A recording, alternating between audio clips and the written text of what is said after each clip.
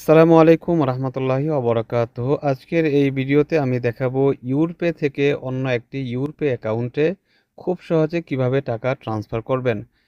শুরুতে ইউরপে অ্যাপসটি লগ ইন করে নেবেন। অ্যাপসটি লগ ইন হওয়ার পর একেবারে নিচের দিকে লেখা আছে ট্রান্সফার, এখানে ক্লিক করবেন। এরপর ক্লিক করবেন ওয়ালেট ট্রান্সফার। আপনি যদি পূর্বেই এই ইউরপে নাম্বারটা সেভ করে থাকেন তাহলে এখানে শো করবে, আর যদি সেভ না করে থাকেন নিচের দিকে লেখা আছে ট্রান্সফার টু আনসেভ নাম্বার, এখানে ক্লিক করবেন এবং এখানে ইউরপে নাম্বারটি দিয়ে দিবেন। নিচে লেখা আছে নেক্সট, এখানে ক্লিক করবেন। এরপর আপনি যে টাকাটা ট্রান্সফার করতে চাচ্ছেন সেটা উল্লেখ করে দিবেন। এর নিচে লেখা আছে নেক্সট, এখানে ক্লিক করে দিবেন।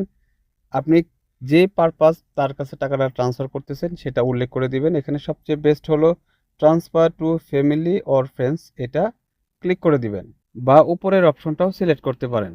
নিচে লেখা আছে নেক্সট, এখানে ক্লিক করে দিবেন। পুনরায় আবার নিচে লেখা আছে কনফার্ম, এখানে ক্লিক করে দিবেন। আপনার মোবাইল নাম্বারে একটা ওটিপি আসবে, সেই ওটিপিটা দিয়ে দিবেন, সাথে সাথে আপনার টাকাটা ট্রান্সফার হয়ে যাবে।